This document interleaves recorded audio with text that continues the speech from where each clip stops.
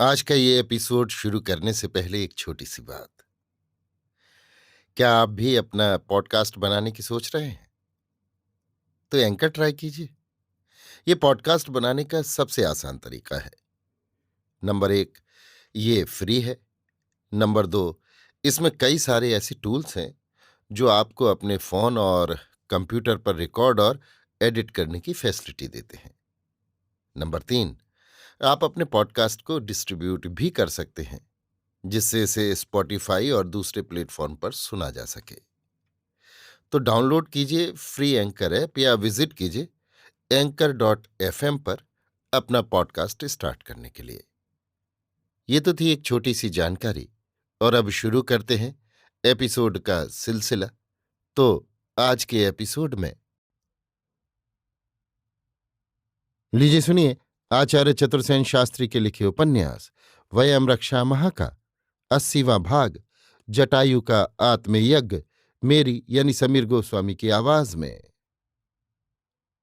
इसी समय किसी ने वज्र गर्जना की भांति कहा, ठहर रे पापिष्ठ, तू पराई स्त्री को चुरा कर कहाँ भाग रहा है? रावण ने देखा जटायु क्रोध से भरा दौड़ा चला आ रहा है। आकर उसने रावण के रथ की अश्वतरी की वल्गा एक झटके के साथ पकड़ ली।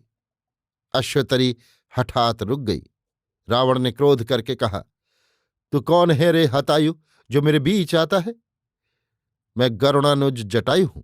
ये निंदित कर्म करने वाले चोर तू कौन है? इस बात से तेरा क्या प्रयोजन है? तू यदि प्राणों से मोह रखता है तो मेरी राह से दूर हो जा। ये कैसे? अरे मैं वृद्ध हूं, इसी से कहता हूं। पर क्या मेरे देखते तू चोर पराई स्त्री का यों अपहरण कर ले जाएगा? तू निश्चय ही मरना चाहता है। मैं अभी तुझे रथ से नीचे पटकता हूं, ले संभल। इतना कहकर जटायु ने टांग पकड़ रावण को रथ से नीचे खींच लिया। रथ से नीचे गिरकर क्रोध से लाल होकर रावण धनुष ले जटायु पर बाणों की वर्षा करने लगा।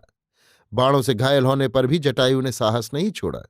उसने निहत्था होने पर भी रावण को पकड़कर भूमि पर धर पटका। बहुत देर तक दोनों में घोर युद्ध होता रहा। वीरवर जटायु ने रावण का कवच फाड़ डाला, धनुष टुकड़े टुकड़े कर दिया, रथ का छत्र भंग कर दिया और लात घूसों से रावण को व्याकुल कर दिया।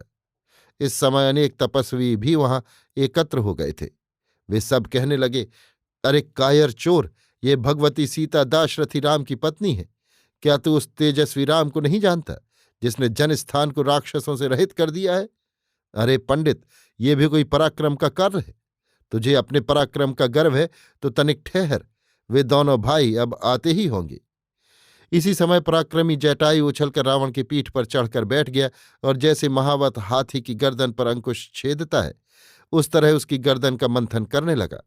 इससे तिलमिलाकर रावण ने बड़े वेग से जटायु को भूमि पर पटक दिया और वीरों से अशोभनीय रीत पर खड्ग निकालकर निशस्त्र जटायु पर आघात करने लगा। ऐसे करारे आघात खाकर जटायु भूमि में लहूलुहान हो गिरकर छटपटाने लगा और हा राम कहने लगा।